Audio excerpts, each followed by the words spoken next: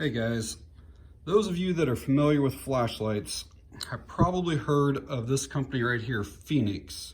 I bought this one probably close to 15 years ago, and I've used and abused the heck out of this thing, and it still basically looks brand new. I think I paid maybe 85 bucks, and back then that was a ton of money for a handheld flashlight. It's been 100% reliable. I absolutely love the light, still use it all the time. And back then, 240 lumens, like that was superior to anything else that was on the market. And then probably 10 years ago, I bought this little AAA light from them. And even this, I think, was like close to $30. So their lights are not cheap. And this is one of the kind that like twist on and off. And I liked it, but then they came out with one that had a rear tail switch, and so I had to have that one instead. So again, that was like 30 some dollars. I've carried this every single day for probably close to 10 years. I put it like in a Leatherman sheath, like next to my Leatherman. Great little light to have with you. I said it goes everywhere with me. So anyway, Fenix reaches out to me through my email and tells me that they have a weapons light that they are manufacturing. This was back in October of 2021. They said that they had some sample models and they weren't exactly sure if they were actually going to produce or not, because they've never done any type of gun lights. It's always been handheld lights and some lanterns and stuff like that. But they basically sent it to me, said, hey, take a look at it, give us your thoughts on it. And so, after a couple months, I kind of emailed them back and forth and told them what was going on. Well, then they actually introduced it at SHOT Show 2022. So here just like a month or two ago. And here later in March, it's going to be available for sale. So they asked me if I could go ahead and do an introduction video on it. And to be honest with you, I'm not 100% sure, because I got such an early model, if the ones that are going to be released are going to be identical or not. I think that they are, but I can't swear 100% to it. So right off here, this is the box that it was sent to me in. If you buy one, it will not come in a box like this. They have really nice packaging and their marketing is really good. So, but this is how it came to me. And then basically it was in a bag like this. Again, yours will not be like this, I'm sure of it. And then mine came with a patch. I'm gonna guess that yours probably will not. I think they just sent it to me because I was reviewing it, but it is a Velcro patch in there. Yours will include an Allen wrench, which I'll go over that in a minute, why you would need an Allen wrench. I think down in here should be a second rail piece. So it comes with the Glock rail adapter on there, and it also fits 1913 Picatinny's.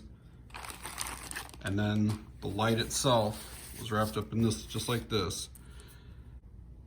And there is the Glock rail adapter. And then also included is a 16340 lithium ion rechargeable battery. They're kind of tiny. As you can see right there, 16340. And this is micro USB rechargeable. Mine did not come with the cable, but yours will. And besides being able to use that 16340 battery, you can also use one of the CR123A lithium batteries. That will work in there as well.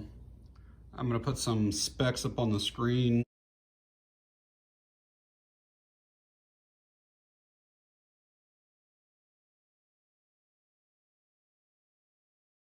Just to tell you, it's 750 lumens with that 16340 battery, 500 lumens with the CR123A. You can look at the run times on the screen there. And distance is 180 meter throw with the 16340 and 140 meter with that CR123A. It is around 8,000 candela, which is really important with the weapons light. And if anybody is wondering, it does have the SST20 LED in it. Now again, this may be something that might be different on the newest models, because it says it has a quick release.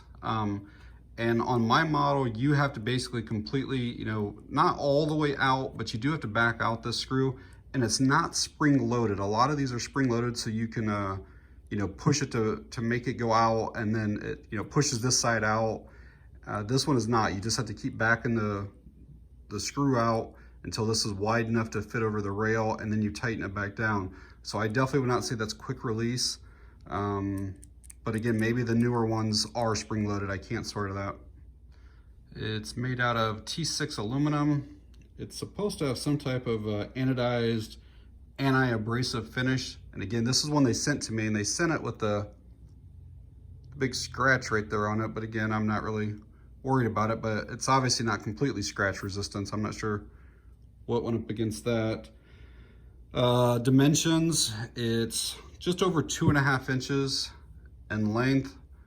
It is 1.6 or so in height, and then width is 1.2. Oh, and it weighs just over 3 ounces with the battery in it. As you can see, there are ambidextrous controls here. They are somewhat contoured, and it's actually really comfortable on the fingers. I've done other reviews and I've pointed out where they're almost so sharp that when you push on it, it'll leave an indentation on your finger for a while. These are not like that at all. Very tactile, audible as well. So very nice. So I showed the Allen wrench on the unboxing, and the reason that you need it is it actually has a red laser on this, and then you have windage and elevation adjustments right here for that laser. So it's a high performance flashlight, which also has a strobe feature, which I'll show here in a bit, and it has a laser. And you can do light only, you can do light and laser together, or you can do just laser only, and I'll show you all those here in a bit too. Show you mounting here, but just to show, I'm working with empty guns. All that I'll be showing you are empty. This is one of the first issues that I ran into, and there aren't many. This is a really solid light, but I did have an issue with this. This Beretta PX4 Storm is my home defense gun, and I do keep a light on it all the time, okay? And so when I mount this, and I may have to do this off, we'll see here. I might be able to tighten this thing up while it's on, but let me get a quarter. All right, and I'll just kind of cinch this down here real quick and show you the issue that I was having. And I contacted the company and let them know about it, and I don't know, again, if it's been changed or not. And this is probably only going to be a few firearms that this applies to. Okay, so it mounts on here great. It's super, super, super solid. The problem that I ran into is that my trigger guard has these flares. Can you see this? How it, come on, focus. You see how my trigger guard flares out right here? Well, almost no matter how I mount this thing, one button usually feels great, and the other side, like right now, I actually can't push this to get it to activate. That's not going to, it's actually hitting right there. So what I tried doing is I tried just taking my thumbs on those controls and just separating them out further. And I was afraid I was going to break them off, and I didn't want to do that on a sample. But there's definitely some guns that it just doesn't work. Now this side,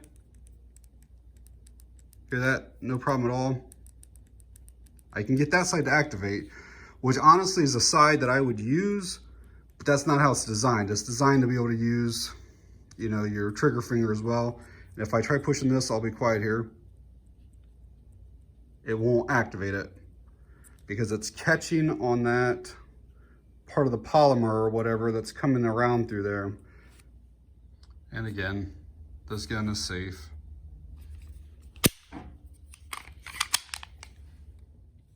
So before I mount it to another gun, I want to show it to you with this off, and just so you can kind of see what I'm talking about here. So you see how this is like straight up, And this one has this big wide, so look at the front. So the front here only has that distance right there. I don't know, that's maybe like a 1/2 inch or whatever. Whereas this one, when it comes up, it goes all the way across here, and it just has so much more material there. And so that Fenix GL22, it just kind of hits right on the side of this thing. But I'll mount it to this one and show you how it looks on this one then.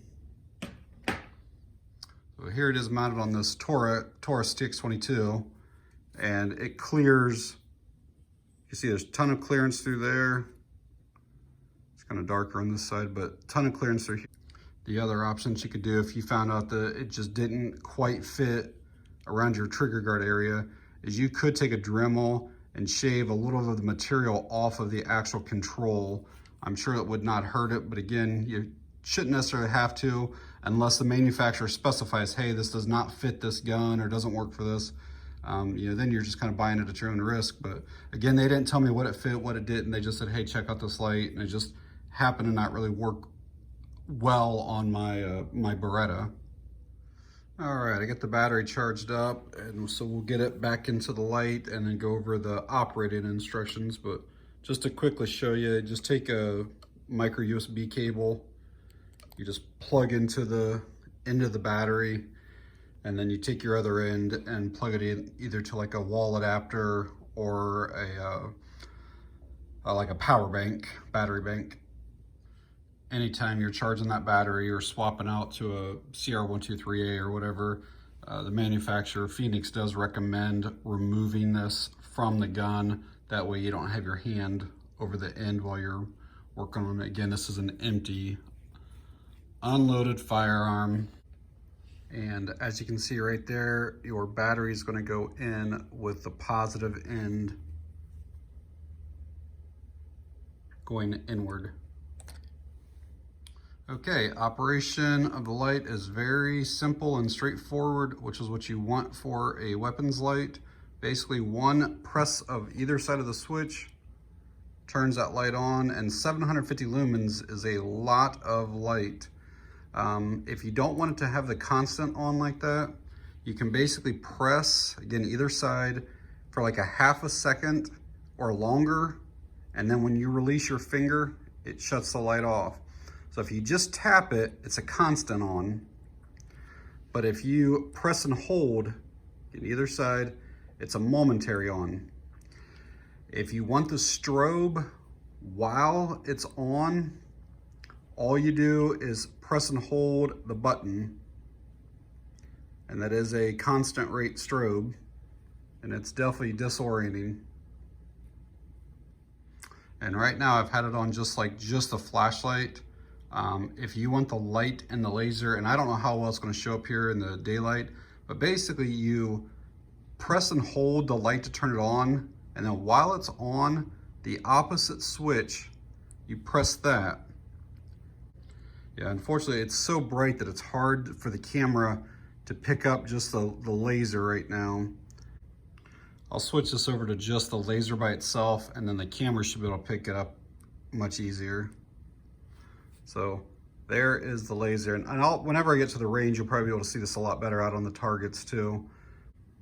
And again, it's real easy to change this if you want. So like right now it's on the laser. Now if I want to go back to the flashlight by itself, I just basically tap one other time.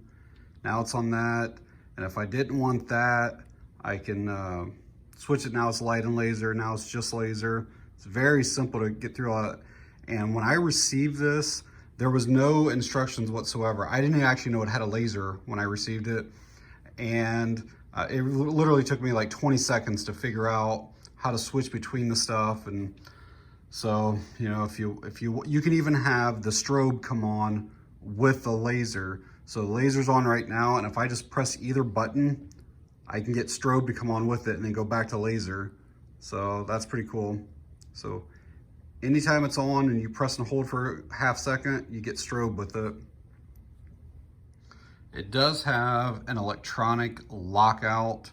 So basically with the light off, you have to press and hold both buttons simultaneously for 5 seconds, and then it'll shut the light off. Let's wait about 2 more seconds.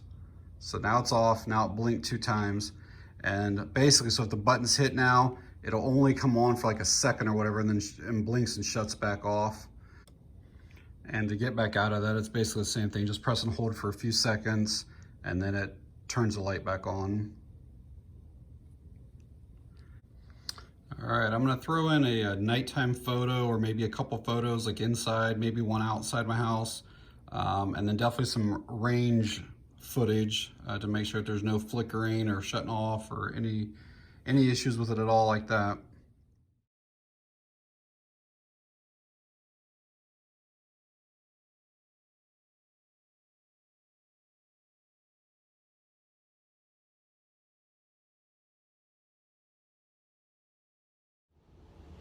All right, guys, out at the gun range today, I got the Fenix GL22.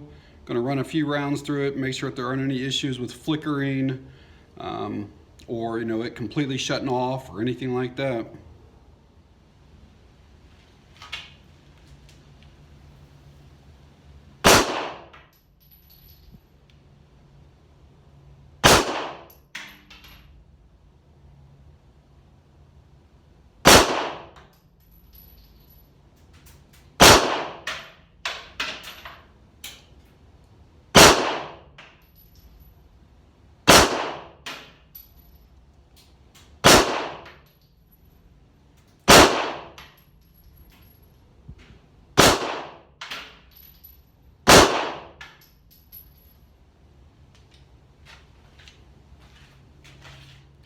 All right, I'll have to go back and watch that in slow motion, but it did not appear that it flickered or shut off or anything like that, so I'd say it's good to go. As you can see, it's a super windy, really bright sunny day out here. This is the pistol range area. It does have like this pergola type thing, so there's a little bit of a shade over here, but I want to compare the difference of the red laser on that Fenix to a green laser on an Olight. The sun is kind of reflecting into here. Got a target set up at about, I think this is right about 21 feet. And there's definitely a reflection from the sun coming off of it right now. But I'm gonna put the red target on it, the red laser, and we'll see. Yeah, that actually shows up pretty well. I didn't expect it to be that good, and it's all shaky because I'm holding the gun in my left hand trying to video this on my right hand. But yeah, that's actually very, very nice. All right, let me grab another gun that's got the green laser on it. All right, same exact distance, same everything. Green laser. Make sure it's working. It's working. There we go.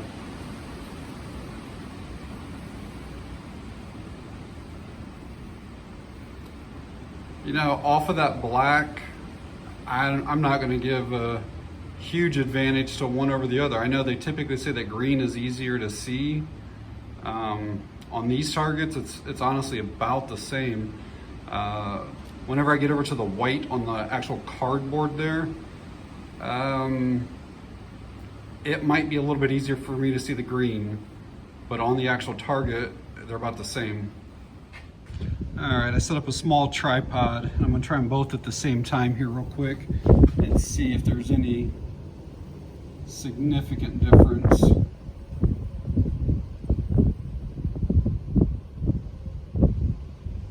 The green is definitely more pronounced when I put them both on there at the same time.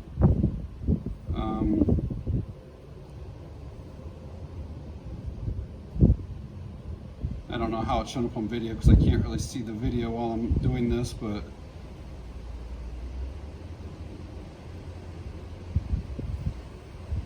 yeah, overall with my eyes, the green is a little bit easier to pick up, but the red's not difficult. So I think either or you'd be good with. So I just want to show you another safe gun here. So while at the range, I was comparing that Fenix GL22 to this Olight. This is the Balder Mini.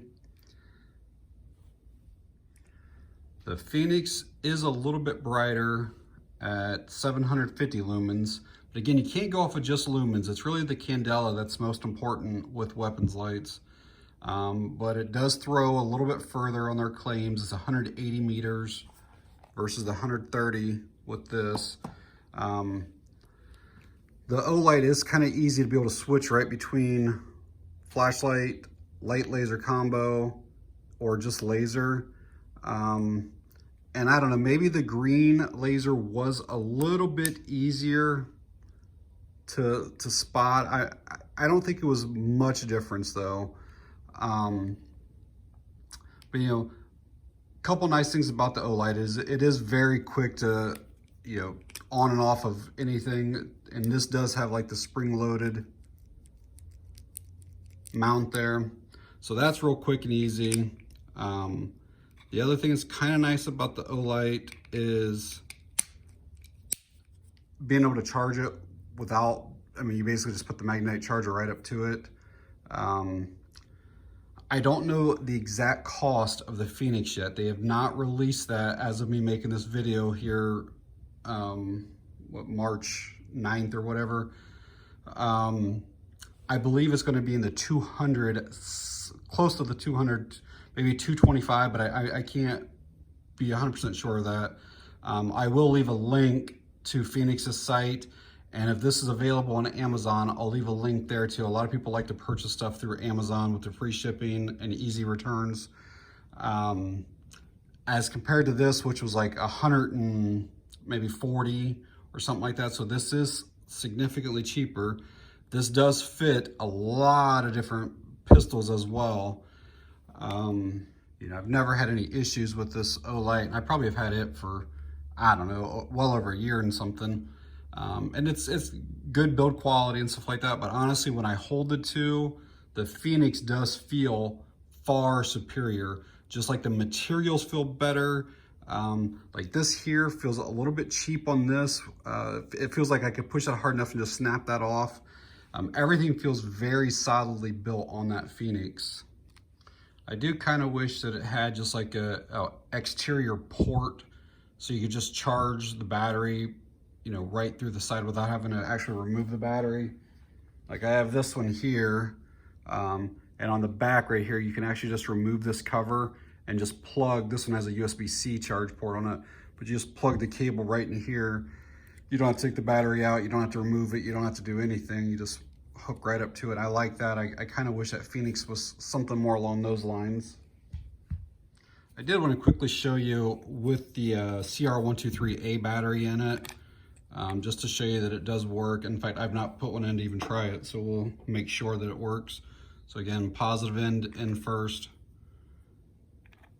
We'll get this back on and just make sure that everything does work fine. The human eye, naked eye, you're not really going to notice that much just by looking at it between 750 and 500. It'll probably look about the same on the camera. Maybe a little bit less bright, but it definitely works and functions exactly the same. And if we want to go into strobe, everything works as it should. There is laser. Again, you can't see it because it's so bright. And then I'll go just laser by itself. So yeah, everything works fine. So if if this battery were to die or whatever, you can use the CR123As while this is charging, or if the battery, like after so many years, just doesn't charge anymore or whatever, instead of buying one of these, they're probably expensive. They're probably $10 or $15 a battery. You can get a whole package of those for about that same price. So yeah, I mean, overall, the mounting issue on my Beretta was really the only thing that I ran into, and that wasn't the light's fault at all. It's just the design of that handgun.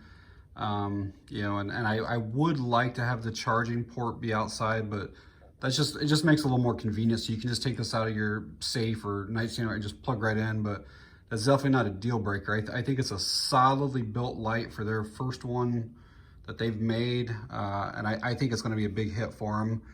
People who know Fenix know that they make just top-notch, high-quality stuff.